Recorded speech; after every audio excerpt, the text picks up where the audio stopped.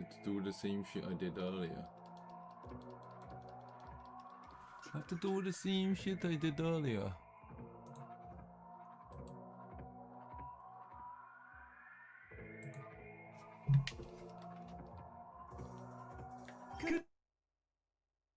It's more laggy on the emulator.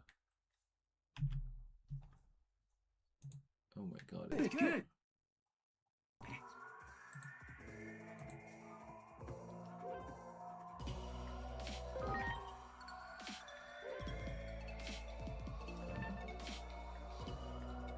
Dang Yuki.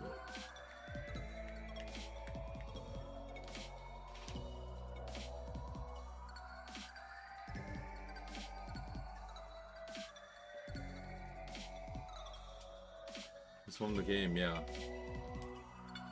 I tried it on the Switch, and now I'm trying the emulator. It's way more laggy on the emulator, because it's obviously not official. I think it's froze. Oh. No, it's not frozen.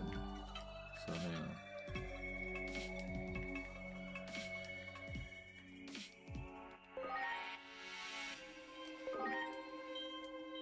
Preparations complete. Preparations complete.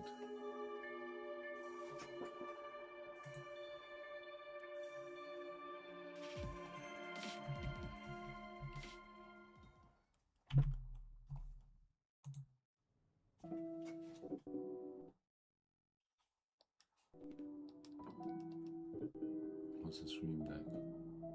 I have to replay. And wait for the Oh my show god. to start. I have to replay the same damn game. The world is about to begin. I have to replay the same damn game again. I have to replay this damn game again. Okay, because I played it on a demo. I'll put it on my PC. Where's the stream deck? I'll switch my PCs to stream. Hang on.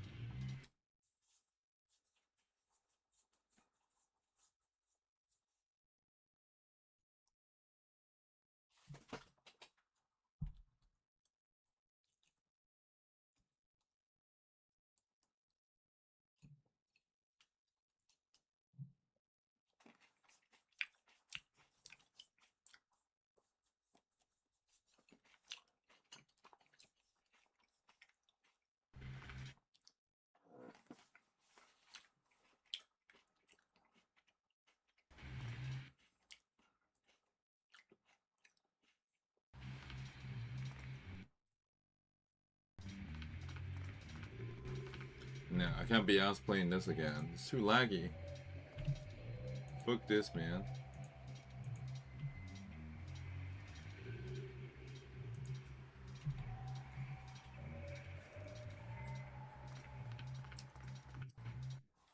is there so much lag?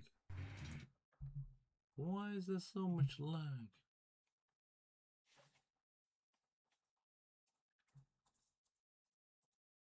Too much lag.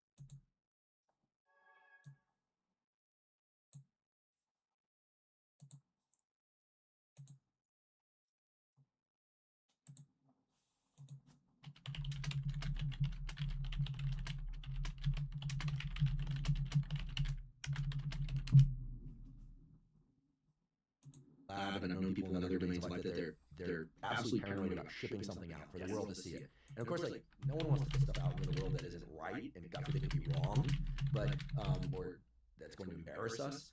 So you can understand why people are perfectionists. But I never really understood the extreme perfectionists. Like, how do they ever do anything? And are they happy people? Because I can't imagine that they are. No, I mean, so Thomas Curran, I think, is the world's leading psychologist studying perfectionism. And if you look at his meta-analyses, perfectionism is a recipe for burnout and depression and anxiety because you're constantly comparing yourself to an ideal that's unachievable. Perfectionists are not, they do get better grades in school slightly, but they don't do any better at work than their peers because I think in school you have a predictable outcome. You have a general sense of what's going to be on a test, and if you study hard enough, you can come closer to the A+. Whereas at work, performance is much more nebulous. And so what happens to perfectionists a lot of times is they end up optimizing the things that are predictable and controllable, and then sort of missing the forest in the trees. And I think the antidotes, as far as I know, really have to do with calibration. So I talked earlier about how I like to ask for a 0 to 10 to find out am I in the ballpark or not. Well, one of my biggest liabilities as a diver was I was never satisfied with my score. And one day Eric said to me, you hear Olympic judges talk about, commentators talk about the perfect 10. That's a misnomer. If you look at the diving rulebook, a 10 is for excellence, not for perfection. There's no such thing as a flawless dive. I can look at dives that have gotten straight 10s and point out 19 things that were wrong with them, but they were excellent. And so then you have to define standards of excellence. So what I have, as a recovering perfectionist, somebody who just beat myself up constantly. In fact, we did paper plate awards on my swim team, and one year I was given the If Only award. And there's a little cartoon of me, and it says, if only I pointed my left pinky toe, I would have gotten an 8.5 instead of an 8. And that was like the story of my diving career, and I did not want to be that person anymore. And so one of the things I've learned to do is to, when I start anything, if I sit down to write a book, I'm aiming for a 9. And the reason for that is I'm going to pour a couple years of my work life into this topic. Hopefully a lot of people are going to read it, and I want to make sure it's really the best work I can produce. Social media posts, I'm okay with a 7. Like, if I'm only shooting for a 9, I'm not going to post very often. Because your ceiling for 9 is, or your threshold for 9 is so exceedingly high. Yeah. And I wanted it to get higher over time. So my idea